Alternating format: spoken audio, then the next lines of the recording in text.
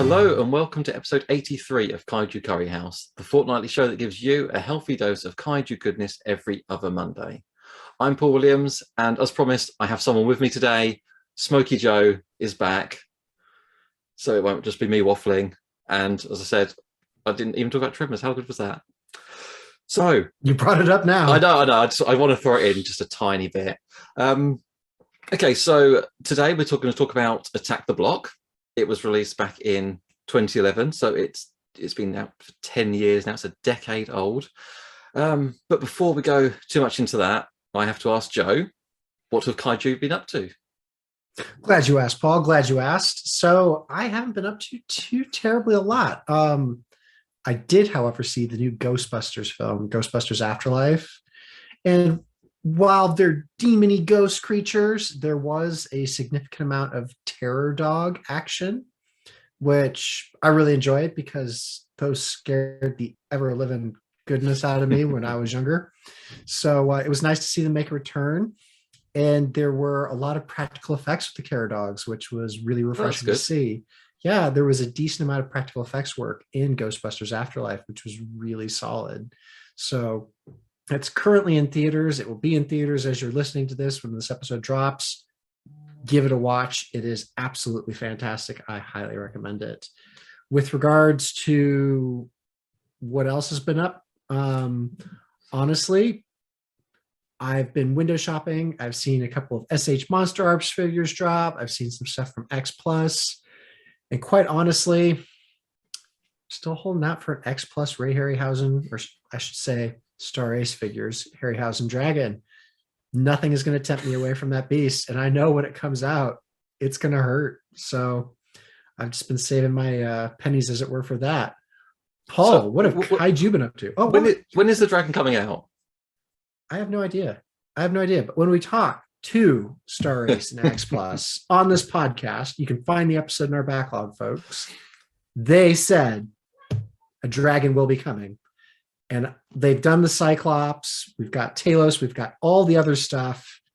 The dragon is the last big drop that they have left, and we are going to go for it. Okay. So we are just waiting. It's confirmed it's coming. Yeah, they are working on it. It's just, I want to know. And it's probably going to drop as like a gigantic figure with my luck. And, but I'm going to do it. I'm going to do it because that completes every critter I have wanted. I have my Terror of Mechagodzilla Trinity up on a shelf there. I have my GMK Ghidorah. I have my Godzilla 1984, 85, dependent. I have my Gamera. I have my 62, my 1 million years BC. I've got all the stuff that I have been jonesing for ever since I was a kid. That is the one last critter from my childhood. I never got like a figure or anything for that I was always wanting. So once I have that, I will feel complete. But anyways, Paul, I did ask you. You did. Also, you did. What have Kaiju been up to? Because I know it's been a lot. Oh, yeah. Well, I mean, I feel like I gave all I had the last episode. I haven't been up to a massive amount since then. Well, I've been up to lots of stuff. I've been busy, but not necessarily with Kaiju stuff. Mm-hmm. I have been playing a game that I won't really say is Kaiju, but I'll mention it out. Last of Us Part 2. It's about as Kaiju as Matango, because it is about mushroom people that attack you. So it's there. It's a horrific game. Please play it if you're feeling very happy, because it's so depressing. They are making a TV show about it with the Chernobyl director. That miniseries was incredible. So yeah, I mean, that was a ray of sunshine, wasn't it, as well? So think that tone, but about virus that's wiped off most of mankind and people just trying to survive. It should be interesting. Yeah, definitely. I mean, there's that, and then just today, I do have one thing. I watched Journey to the Beginning of Time.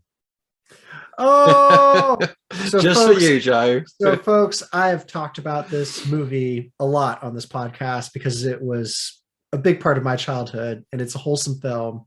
So it got released recently, and it got the full update, digital and everything. You can get it on Amazon. It's not an expensive movie, but it is a fun one. So I gifted it to Paul for his birthday. Paul, what'd you think? That film is old, Joe. It is old, but it is fun, isn't it? My eldest looked up and he was like, "That's not," he's like, "No, is that?" He's like, "That's not walking properly." He's like, "Is that a man in a suit?" I was like, "No, it's not actually." But there you go. But my youngest, he loved it. He Yeah, it was is one for really younger enthralled. kids. Yeah. So like 3-year-old, he was just like, oh, wow. And I think he loved it because they were kids on an Yeah. adventure, and it felt quite educational because they were talking about, the whole thing and what they'd see in the museum. And yeah, I mean, I should say it was very wholesome. It There was very was it's not a story with any antagonist in it. It's no, just the kids just kids going on a camping little in adventure. prehistory. Yeah. Yeah. But it is enthralling. So my little girl is currently 8, and I say from 5 until 7, I got regular requests for the Camping Boys movie, which is what she called it. Okay. And it was just fun. It's fun. And it's just one of those movies you can whack on the TV, and it's just, it keeps you happy. And it just, it's one of those great films. It's not necessarily, it has rewatchability, I guess is what I would say. Yeah. It's But it's good in that sense. it was so easygoing that it could just be on in the background. There was, Yeah. because you say there's no threat, there's no sense of danger. It is just kids traveling, not traveling through time, but they are on an adventure, just seeing all the different periods of time, right from modern all the way back to the beginning, and lots of fancy light shows at the end. It was very trippy there. I was like, wow, this is Big Bang and all that. Yeah. yeah. But no, it was fun. It was fun. And that was actually done in conjunction with the Museum of Natural History. So they expressly requested, please make this educational. But it's funny, you watch that. And then another bit of news that's dropped this week is the new Jurassic World Dominion prologue dropped on social media. And I'm going to give full spoilers here. So this is your chance to just back away. But it features a scene in the Cretaceous. We see accurate representations of many of the species that are in Jurassic Park, and they look different from the species in Jurassic Park because those are hybrids. They have amphibian DNA in them and whatnot. And then the last scene that takes place in the Cretaceous totally botches the whole thing. Because what they've done is they've set up this fight with a Giganotosaurus and a Tyrannosaurus Rex. And the Tyrannosaurus Rex is gorgeous because it has feathers. The arms have been modified so that they look about right. There's nothing wrong with the T-Rex, and the T-Rex is in the right setting. The Giganotosaurus, however, lots of folks seem to have a problem with, and I'm included, because during the Cretaceous, there was a northern landmass and there was a southern landmass. They were called Laurasia and Gondwana, respectively. And Tyrannosaurus Rex lived in Laurasia, which was the northern one, and Giganotosaurus lived in the southern one, which is Gondwana. And there were oceans in between them. So there was no Giganotosaurus that ever saw Tyrannosaurus Rex and vice versa. And then if we want to say, oh, well, one could have swum or something like that. Maybe there were aliens, Joe. Okay, let's give a suspension of disbelief. They were separated by 30 million years. 30 so a little while then. million years. Yeah. So anywho, a Giganotosaurus never saw Tyrannosaurus Rex. So everybody who watches this, who knows dinosaurs, or is even like an amateur dinosaur enthusiast, they're all, why did you go through that effort, Jurassic World Dominion? Why did you go through this effort to put a Giganotosaurus and a Tyrannosaurus Rex together in the Cretaceous? They never saw each other. Ever.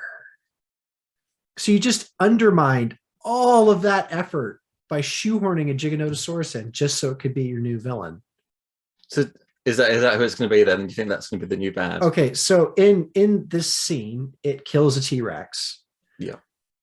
And there we have it. Now, people have also pointed out that Giganotosaurus looks absurd. It looks like a tank dinosaur. Giganotosaurus didn't have all this stuff. My answer to that is rhinos. If you look at a rhino skeleton, there's no horn. The horn's made of keratin, and keratin rots away. It's like your fingernails. So the Giganotosaurus in the Jurassic World prologue has these keratinous, these bony things on its head. They look like horn or hornlets over the eyebrows. And then it has these like a ridge of like spikes along its back that are kind of like osteoderms or what have you, but they're like modified scales. Again, like people are attacking this. And then I'll also say the teeth are quite conical. They're thick. So we're gonna attack some of these things one at a time. So regarding the head and what's on the head, like the hornlets and all that, I'm not going to say, okay, those things didn't exist because that stuff may not have fossilized. We may never know. So turkeys look absurd, but you'd never tell that looking from one's bones. So whether or not Giganotosaurus had all of this, like armor, these scales, all that, I couldn't tell you. To a degree, I could almost give a suspension of disbelief and like say, oh, maybe because Giganotosaurus was designed to go after sauropod dinosaurs. These are the ones with like the big long necks, right? Littlefoot, for lack of better terminology. So it would go after grown-up versions of that. So the fact that it might have like a little bit of like thick skin, so to speak, on its head and on its back would make a little bit of sense because that's where it would get hit or knocked down by one of these massive animals it was going up against. So that's defending it. Although it is like, again, like that's really like giving it a lot of credit there. The other thing is the thick teeth. So you're looking at this Giganotosaurus in the prologue and it has these big, thick gnashers. They didn't have that in real life. So they went after these absolutely enormous dinosaurs, again, called sauropods, Argentinosaurus, one of the largest sauropods ever discovered. And how hard they bit down on that wouldn't matter. That's what you need big conical teeth for, like T-Rex. When T-Rex bit you, it was to crunch like a bone. T-Rex was there to cripple you when it bit you, right? And then you wouldn't be able to get away. So Giganotosaurus, it couldn't do that. It would never have a bite big enough. So its teeth were designed to slash, and just they were there for blood loss. Like it would slowly weaken its prey. It would bleed out. So it wouldn't have teeth designed like these big conical gnashers like what you see in the prologue. So they screwed up on that. And then they really went to the nth degree to design it to look more badass than a T-Rex. But it shouldn't have been there anyway. And they were just going for accuracy. And like dinosaur fans have been waiting for Jurassic Park to finally like show them accurate dinosaurs for so long, like feathered dinosaurs. And then they did that, which is really like kind of taking the piss. Like it was. Would you have been happy if they just didn't have any accuracy at all at the beginning of that clip? That would have been better, probably. Because the films to date have not been realistic at all. No, like why even have a prologue that shows I didn't get that. accurate animals if you're just going to screw up like the last 10 seconds of it so absurdly? Well, I don't know, Paul. I don't know. It's just I had no idea that it was in the wrong era. All I remember, wrong era, wrong place. I'm thinking back to Jurassic World, where a T-Rex and Raptor team up to fight off an Indominus Rex, and it was so cool but so ridiculous. And that's what the franchise has become now. So I was not expecting anything accurate at all. I'm surprised they even bothered. I know, but they promised this, and then they jerked. Oh, did away. They? They said we're going to show you accurate dinosaurs, and like some of the dinosaurs in that were really accurate. I mean, like the pterosaurs that they showed, those aren't dinosaurs, but they were accurate, which was really lovely. And the motions were good, and what they were doing was right. I mean, all the other dinosaurs there, it was brilliant. They showed like even the flora, like the plants were done correctly. It was so good. and then they just deliberately screwed it up. It's just Well, they did the bit at the start for the people who care, and then they did the bit at the end for people that don't. people that don't care, the people that had the T-Rex at the like drive-in movie theater, that was for them. Okay, yeah, I suppose they could have. If that's going to be the bad guy, they need to show it being badass, don't they? So they had to do something. Rexy's actually a girl. Rexy / Roberta. Those are her two names. Yeah, she's Roberta in the Jurassic Park film franchise, and she's Rexy in the novels. That's what Muldoon. That's what Robert Muldoon calls her. Rexy. Yeah. I also want to give a disclaimer, folks, for it, just in case anything happens. There are some boys sleeping over at Joe's house tonight, and if you hear any rustling or rambunctiousness, I apologize. They're having fun, so bear with me. What is this new Jurassic World coming out? Is it next year? I take it. Yeah, I think it's like June 2022. Okay. Big summer film next year. Awesome. I look forward to seeing what they do with this film. I wasn't that impressed with the last one. I don't think many people were, honestly, but it had a Carnotaurus in it. The last one had my favorite dinosaur in it. Oh, okay. So there's that. It is pretty cool. Yeah. So yeah, Attack the Block. Okay, Attack the Block. Let's talk about that. So as I mentioned before, it's now a decade old, which is quite scary. Mm-hmm. It was written and directed, wasn't it, by Joe Cornish? Yes, it was. Now, I used to watch him on the Adam and Joe show as a teen, so absolutely love the guy. It was, Adam Buxton and Joe Cornish just doing stupid things that I would find hilarious. And he went on then to direct this film, and I think he then did Ant-Man for Marvel. So he's done well. And up in the world, and then they've announced that there's going to be a sequel to Attack the Block. That's really awesome. Which, it seems strange that it's so long afterwards. So another person that folks may know from this is John Boyega, and he's coming back for the sequel allegedly. Yeah, John, you will know him from the recent Star Wars films, and he's just shot up in stardom. So that's pretty cool. Yeah, I'm surprised he's coming back. Really, I mean, I don't know if he's got a bigger budget or if he's just like as a friend thing that he's going to come back to do it. Well, I mean, like in a sense, it kind of started him off, didn't it? That's it. Yeah. And if he got on well with Joe and the cast, then why not come back? They must have a good script.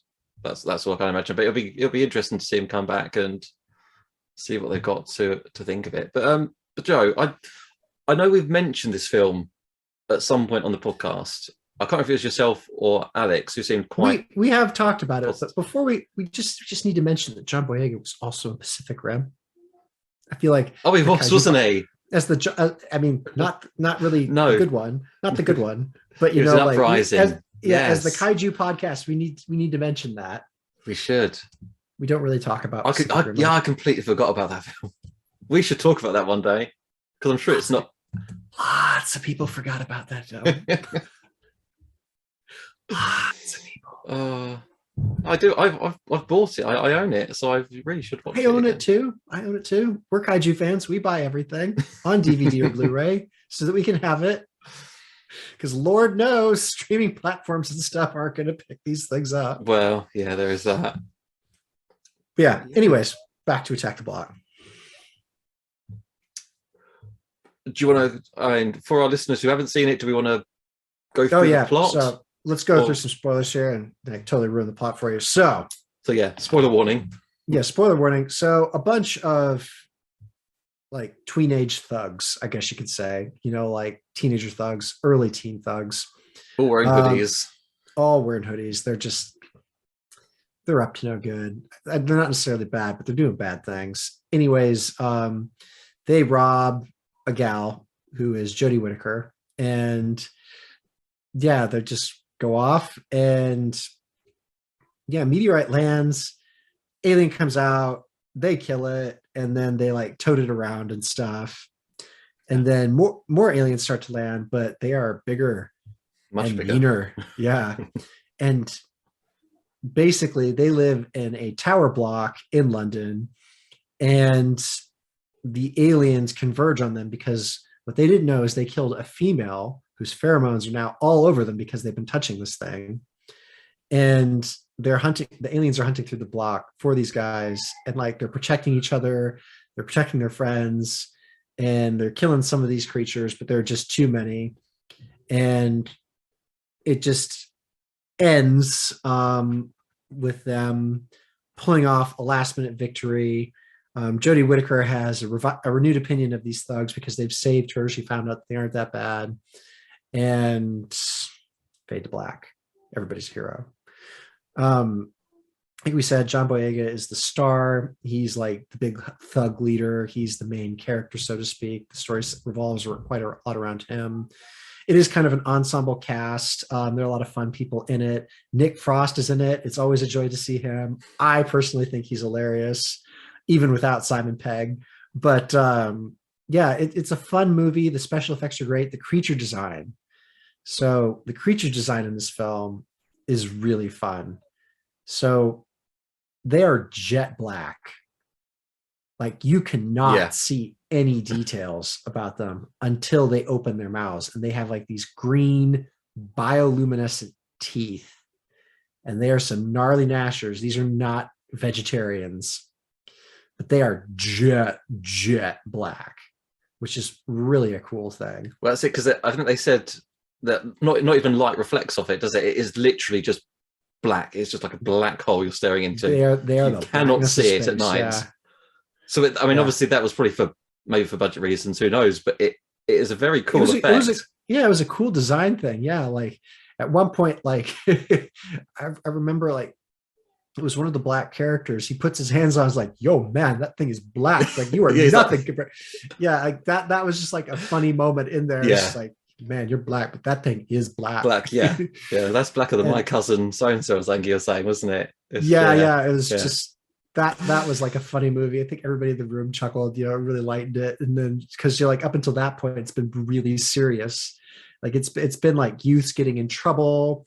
It's been like these things killing people. There's been something like they've killed something, like, and then like you start getting some of like the dialogue is just like, yeah, it's kind of funny. But like it just the dialogue, because they are so like there's a lot of slang. A lot of slang. So believe, fam, blood, true dat. I remember watching this. So I moved to the United Kingdom in 2014. So when this came out in 2011, and I saw it like before I moved over. That's not how we all talk. Oh, it's totally how you all talk. You mean? But I was watching that, and I had no idea what they were saying. Like I didn't understand any of the slang. And I was just looking, and it was just like at my partner at the time, because she's from England. And I was, is that London? I mean, like, is this the way London is? Like, what do you mean a block? Like they keep mentioning the block. Is this like a city block? It's like, no. It's what they call the building, Joe. Like, like right. Block of flats. Yeah, it was really, it was an interesting cultural learning experience for the Joe, even if it's not entirely correct, because it teaches you about some things, as an outsider. So for those of you who are among our listeners who are not living in the United Kingdom, so a tower block is like this community housing. Like there are these tall buildings and they're just full of apartments. They're usually, would it be right to say that they're economical or low cost apartments inside London. And they have a reputation for attracting perhaps unsavory characters. In this case, Nick Frost, who's growing a ton of marijuana, or a bunch of hoodies who are mugging people, or like their like cousins or whatever that are in a gang. And so it's not always the case, I'm sure, but like you have this low income housing in London. And in this particular one, there are some characters who are not always on the right side of the, criminal justice department. But anyway, it was really fun. It was a great movie. It was clever. The dialogue, you may have to get used to the dialogue, look up a few words if you'd like.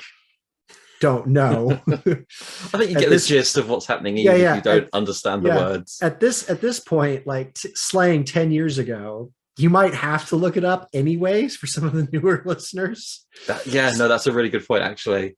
Because I was around for that, and I knew the slang. I didn't like the slang, but I knew it. And going back to it now, it's like, oh, they don't say that anymore. Yeah, but it's the dialogue is well written though, and it feels believable. You see, it's done in such a small, like non-blockbuster, like crazy scale. Yeah, that it does feel believable. It's kind of like Alien in that sense. Like Alien, it's just space truckers, and it's a pretty small, confined set. So there's not like a lot, like in so far as technology or plot points or whatever that you can believe. Like these are just people. These are just people living in their block, and it's just something crazy that's happening around it. In this sense, like Paul, you could probably equate it to tremors. Yeah. So like there are these people in a small town, and then these monsters randomly show up. So Attack the Block has I guess you could say it's almost like Tremors for, like that area in London. I mean, like we have just like these random creatures showing up and eating and killing people. So it has like that great indie vibe to it. It is a really fun film. It's a clever film, and it's kind of a statement piece on those blocks and that way of living in that type of community. I think that it does have a few things to say about that, doesn't it? Because in the end, like they're all kind of preaching about the block, because when they rob Jodie Whittaker, they're kind of like, they rob her, and then when they find out she lives in the block, she's like, oh, if you'd told us you were in the block, we would have never done that. Yeah, sorry. Like they look out for each other. They know each other. Like these are their neighbors. It's all about community. Well, I mean, like it is in a way, yeah. Yeah, but it was interesting. So what did you take out of the film, Paul? I watched it recently because I knew we were recording it, but I remember first watching it and thinking that was fine. I was put off by the language because, as you say, it's just there's so much of that slang that I was just like, oh, kind of ruined it. But watching it more recently, I enjoyed it a lot more because I knew kind of what the tone and that would be. So yeah, going into it again, more it's like, the effects are still fantastic because there isn't that much there. It's just jet black creatures with glowing teeth. Effects. Yeah, like, it's just men in suits, isn't it? Men in gorilla like costumes, effectively, but jet black. Yeah. And then just CGI teeth, I guess, and that's it. Yeah, those. I mean, like it was practical effects. It's really nice in that sense. I mean, there are a few like shots, where it won't be, but like for instance, like them crawling on the outside of the building, Oh yeah, there's not to be people doing that. But, but it is like practical effects. Like I said, it's very believable, and like all the movements and everything of the creatures, like it's really good. It is really great in that sense. Yeah.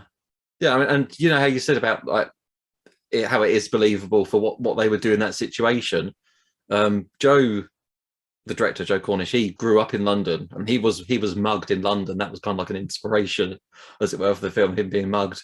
And for the film, he did go around to the youths, and he said, what would you say if you saw this alien? What would you do? What would you use as a weapon? And so he did a lot of market research, as it were, awesome. To find out what would be believable. And that's why it is so well done, because that is what people say. There's that line about the girl saying, "Oh, I wouldn't touch that. I'll get chlamydia." That was a real person said that when he showed her the alien, and they put it in the film. So it was really just based on what tweens would say if they saw an alien and stuff, what they think they would get out of the closet to attack it with, which was fireworks and stuff. Yeah, well, I mean, it's what they have, Well, yeah, I mean they do have a lot of fireworks. They like to blow things up. So this again is another great point. So I remember watching this with some friends in the United States, and they were like, "Oh, someone should have a gun. Like, who has a gun?" Or there should be knives and stuff like that. What folks in the United States don't necessarily realize is that like guns in the United Kingdom are a whole different kettle of fish. Not everybody has them, and when you get them, you're usually in a rural area. The fact that there was somebody in this film with a handgun, I thought that was, like, oh wow, okay, like so there, someone has a gun, fair enough, and it's like the gang leader. Fair Well, yeah, enough. the drug dealers Yeah, probably are the yeah, type of people that would have a yeah. firearm. But like these kids didn't have access to a firearm, whereas in No, the United States, you're just like, oh, run over to yeah, my with the hunter, my neighbor, the hunter, or like so and so down the street. right, They'll have okay, one, or like the knives and stuff. So where I'm from in the United States, like having a hunter's knife or a big old buck knife or something like that, like folks have that stuff.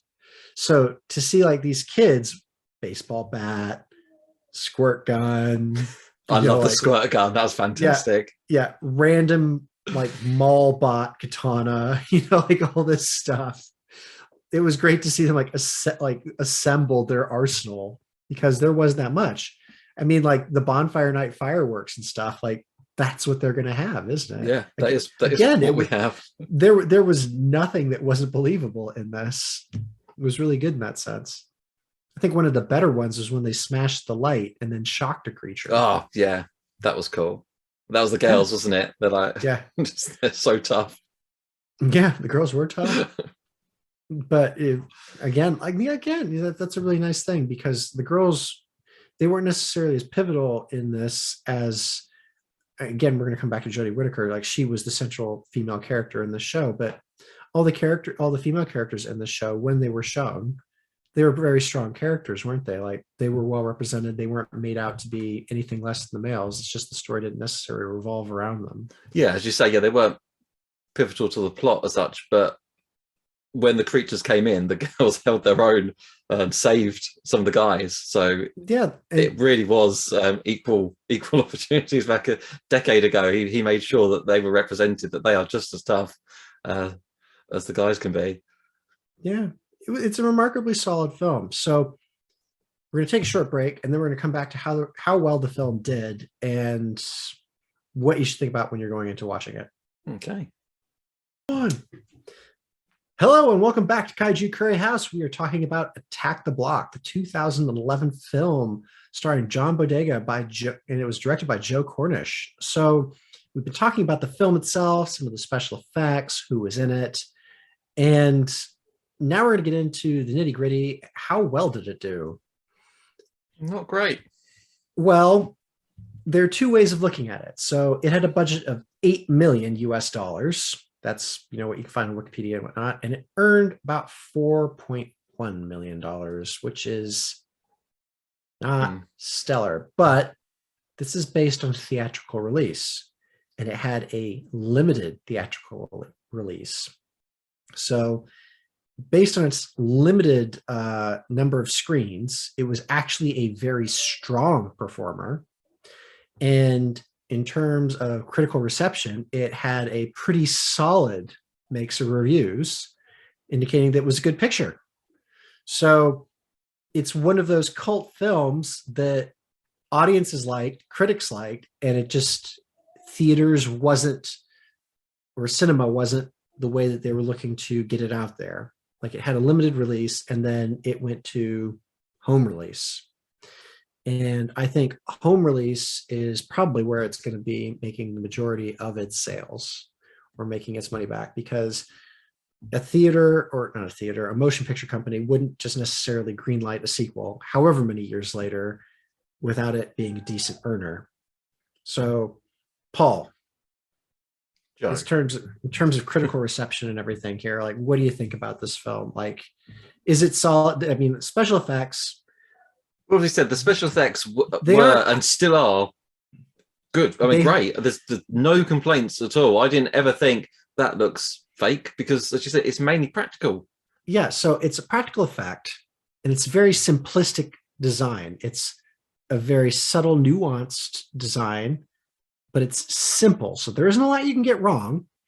And so far as the details that you can actually see, there are none. Yeah, that is very true. Yeah, there is no detail. It is just black, the creatures themselves. So, and I mean like jet black.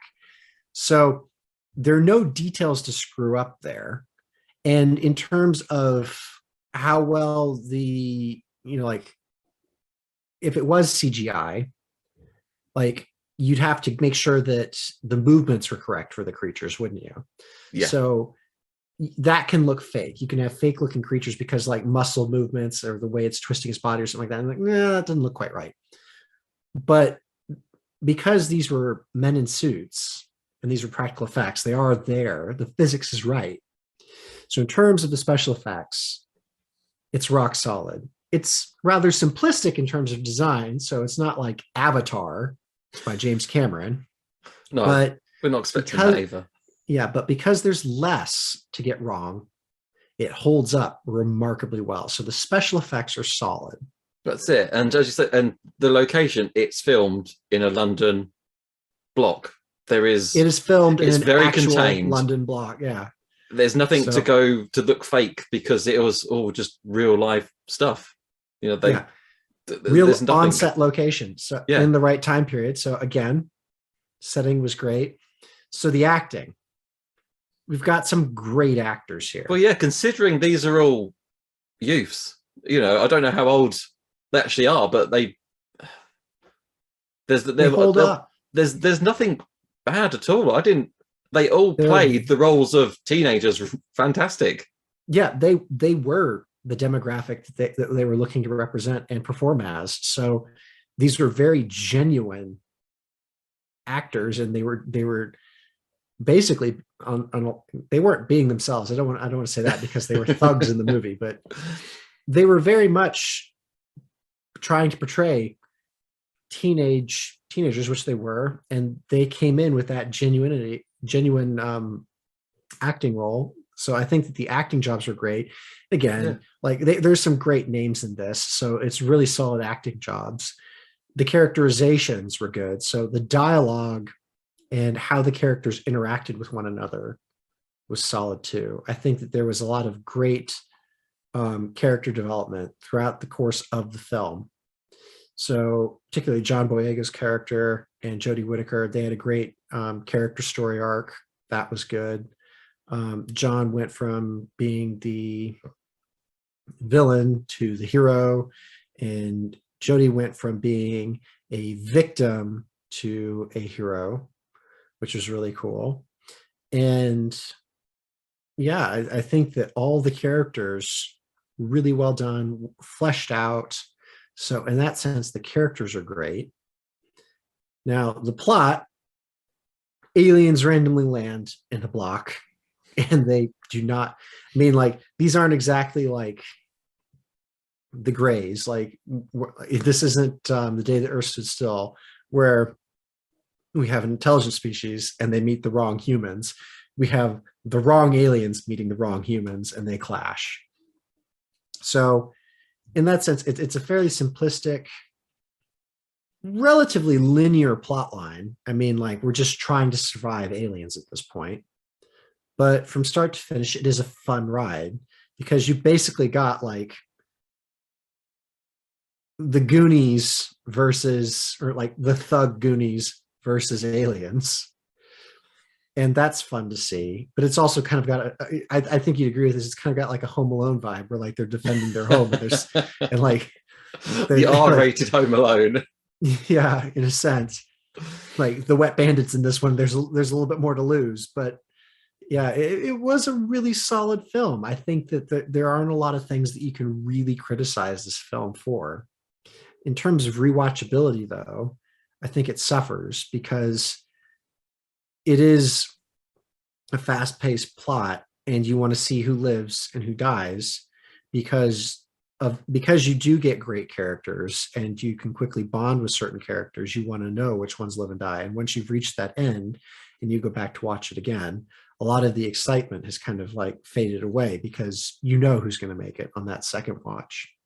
So in terms of rewatchability, I wouldn't necessarily say that it has that, which may hurt it a little bit in terms of being like a cult classic, but it does have a great cult following, I've seen. And that is because it is a remarkably solid film. I mean, this is one of those films that you show to your friends. Like you're drinking a few lemonades one night, say, "Oh yeah, have you seen Attack the Block? That's a good movie." And then you can watch it. It's kind of like, I don't know, what's another movie like that? Tremors. For me, that's for you. So like for me, like, okay, so we're recording this in November. So I'm gonna invoke a November film, V for Vendetta. Yep. So V for Vendetta, you might drag that out once a year, and you know exactly what date you'd watch it on. But you like after you've seen V for Vendetta, like the whole like dramatic twist and like understanding who Hugo Weaving is in that movie and what's happening with Natalie Portman and all that stuff. Once you've seen V for Vendetta, it's kind of like, okay, that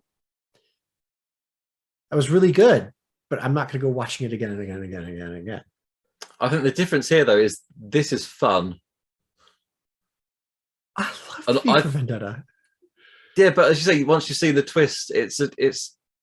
I think this is more rewatchable. Okay, I think meaning. Yeah. I'm just thinking this. This is a comedy. It's comedies you tend to be able to watch, multiple times. You might be able to pick something, that you missed last time.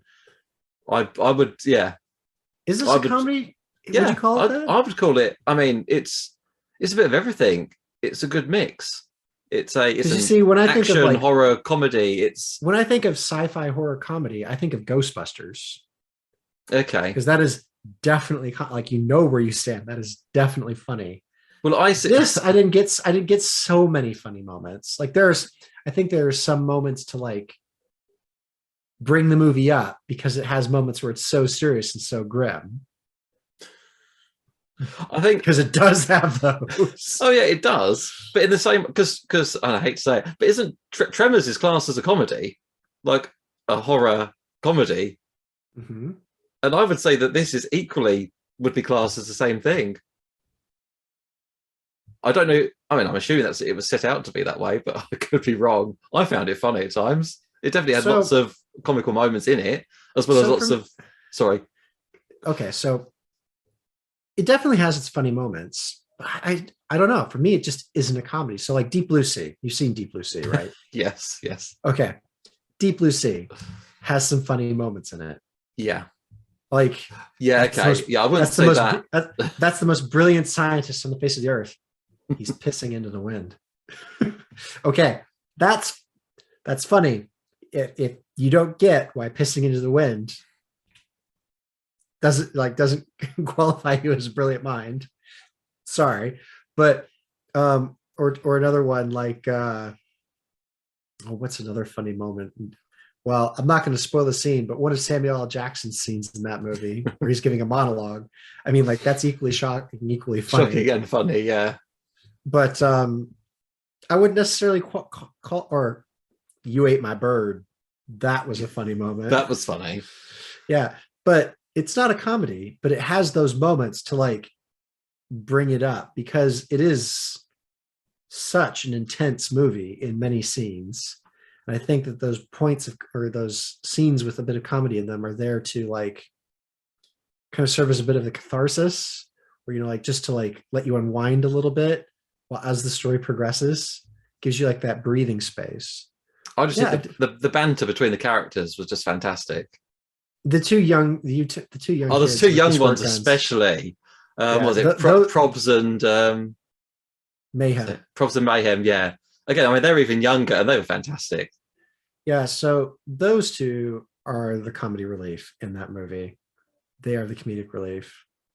They fill a squirt gun up with gasoline, folks, and then they like you think that they've just got like a squirt gun, and you're just like, what? And then you find out that like there's gasoline in it. Like, oh, those kids are way tougher than we thought. But yeah, it is. It has its funny moments, but I don't know if I necessarily call it a comedy. So what's this rated? What's the age rating? I've just gone onto IMDb and it's rated R, which I assume which would be, I guess, 18 then here in the UK. Mm-hmm. Yeah. And it's classed, get this, as an action, adventure, comedy, sci-fi thriller. So it's literally everything in there. It's not a romantic period drama though. There is no romance, which is good. Yeah, there really isn't. There's absolutely nothing. I say we've got Jodie Whittaker, who goes on to be Doctor Who, the first female Doctor, and she's starts off right at the start of the film being robbed. She's shaking, she's scared. Mm-hmm. And by the end of the film, she's saved John Boyega's life, and she's fought side by side with the gang. Yeah. So it's they're both, there's no love connection at all, but both characters she'd be a pedophile, honestly.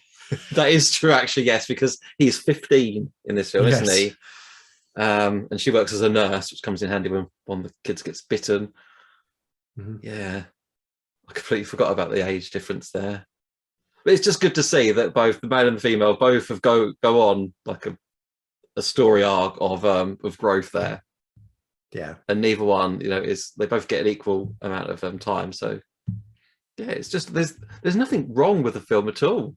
There's no reason why it underperformed, apart from, I would say the language would have been off-putting to a lot of people. That's the only thing I can think of. I don't really say that it would be underperforming. It had a limited release before it went direct to video. So, and maybe it did really well when it went direct to video then.